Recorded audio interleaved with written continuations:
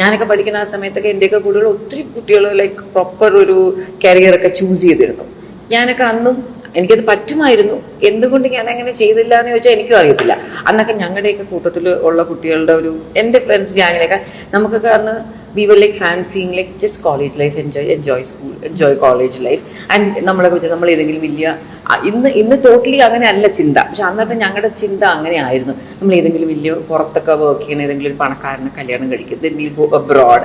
അങ്ങനത്തെ ഒരു വല്ലാത്തൊരു ഇന്നെനിക്ക് 100% എനിക്ക് റോങ് ആയിട്ട് തോന്നുന്ന ഒരു കാര്യമാണ്. പക്ഷെ അന്ന് അതൊക്കെ ഞങ്ങൾക്ക് അത് ഓക്കെ ആയിരുന്നു.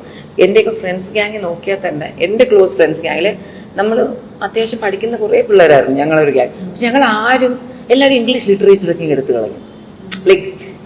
Like let's enjoy college. അല്ലാതെ നമുക്കിപ്പോൾ എനിക്കൊക്കെ അന്നിപ്പോൾ മെഡിസിനൊക്കെ പോകണം എന്നുണ്ടായിരുന്നെങ്കിൽ സുഖമായിട്ട് നമുക്കന്ന് കുറച്ചൊന്ന് കഷ്ടപ്പെട്ടെങ്കിൽ അതിനൊക്കെ നമുക്ക് പോകാമായിരുന്നു. പക്ഷെ ഞങ്ങളാരും അങ്ങനെ ഒന്ന് കഷ്ടപ്പെടാൻ തയ്യാറല്ലാത്ത ഒരു ഗ്രൂപ്പായിരുന്നു.